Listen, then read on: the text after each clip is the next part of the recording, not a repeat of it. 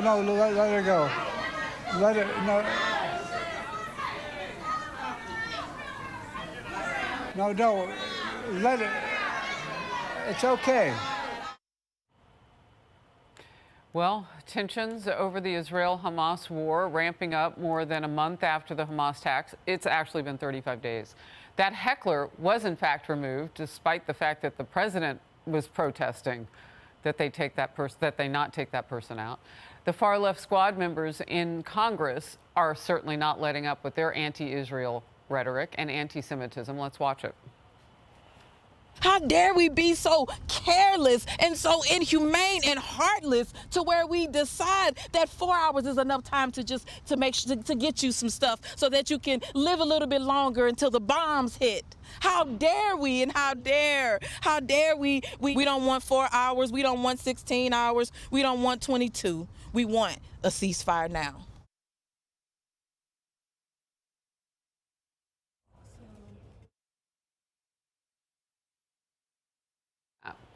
Congresswoman Rashida Tlaib still demanding a ceasefire days after she was censured for anti-Israel comments. They were anti-Semitic.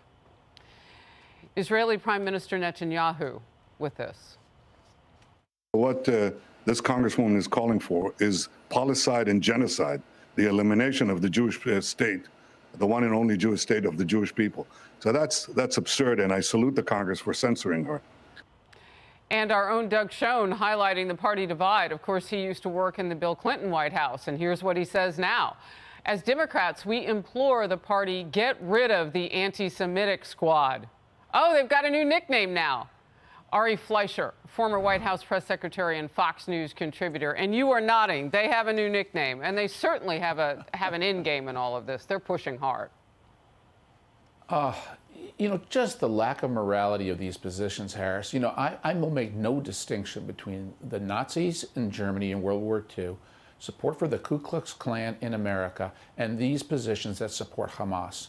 There is no moral distinction. They're all horrible. And the Democrats still have a group inside their party that in this year, 2023, is advocating for these positions. When you say ceasefire, what you're really saying is let Hamas get away with the attack, and then let Hamas do it again, because that's what they will do if there is a ceasefire. And I make no moral distinction between those who support Hamas and those who would support the Klan or the Nazis. They're one and the same. Look, we were told by their leader that they're going to do this over and over and over, that there are going to be many October 7th. Right. You don't believe them? I do. You do. And when I say you don't believe them, I'm talking to the far left of the party of the Democrats. And what are they pro now? The killers?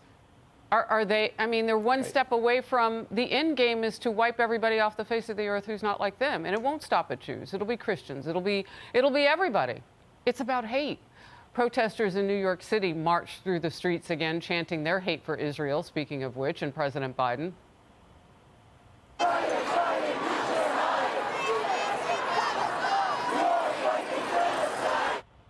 This came days after a woman was arrested in Brooklyn for allegedly cutting up posters of Israeli hostages and pepper sprayed a Jewish safety volunteer, screaming, "I'll kill you Jews."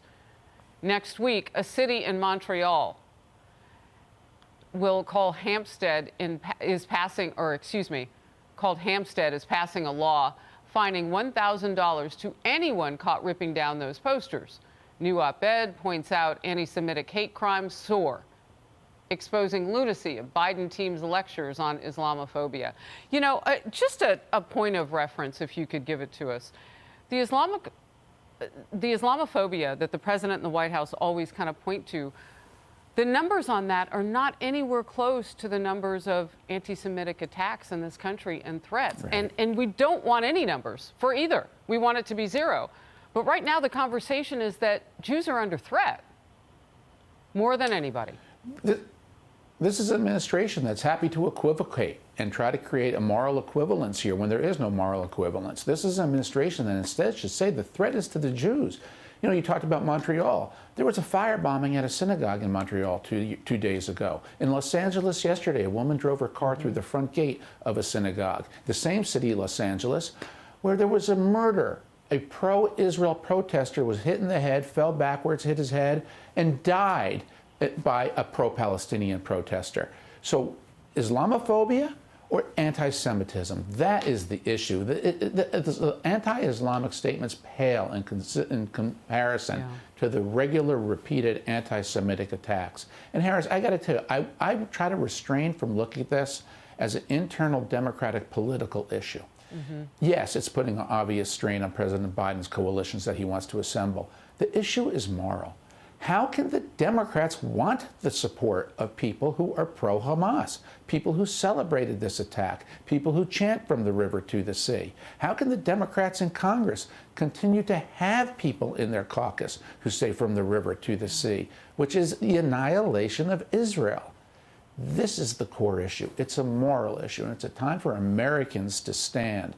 I'm heartened by how many Americans have stood proudly and strongly with Israel, but there is an issue inside the Democratic Party. Americans are voting for those people and putting them into office, though. So Democrats can break up coalitions and caucuses and all that on Capitol Hill, but they can't rip those people out of their seats because they were put there by voters. So the deeper question is, who in this country raises their hand to wanting to decapitate babies and hang with the terrorists? I mean, I hope people continue to show us who they are, because we need to know. More anti-Israel lunacy on college campuses. Students at UCLA, and you were just talking about what's going on in Los Angeles, those students were filmed smashing pinatas in the likenesses of Biden and Netanyahu. Why do they wear, well, she's not, but many of them wear masks. I'm always confused by that. It's like, show your face. I mean, you obviously are proudly doing that. A new op-ed is asking, what's really at the root of anti-Jewish hate on college campuses? It points to two culprits. One, the teachers' unions owe their outsized power to their heady marriage with the Democratic Party. The unions deliver manpower and donations and future Democratic activists, while Democrats reciprocate with friendly legislation, policies, and taxpayer dollars. The Democrat Party is the ultimate purveyor of CRT. It is its core ideology, with teachers' unions playing eager partners. And in CRT's racial cauldron, Jews and Israel stand unequivocally in the wrong. Ari, your response. Yeah, the Democrats have a cancer inside their party, and it's really found its home on college campuses, and particularly with the faculty. Intersectionality, identity politics, all of this is sapping what we used to be in America, the idea that individual ideas count. There should be competition for ideas. That should be won on the basis of merit.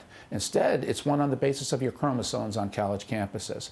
And this is killing them. The change I would love to see governors make throughout America is to abolish tenure for college professors.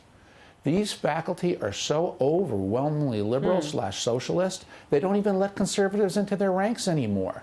And this is putting huge pressure on administrations that I think would like to govern their campuses a bit differently.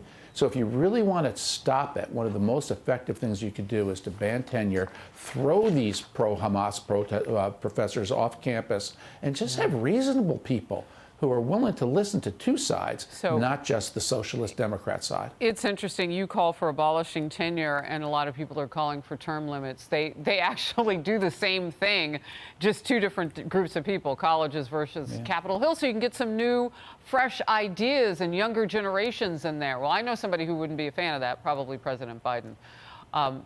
3 Republican presidential debates are now in the books. The primaries begin in just about a couple of months.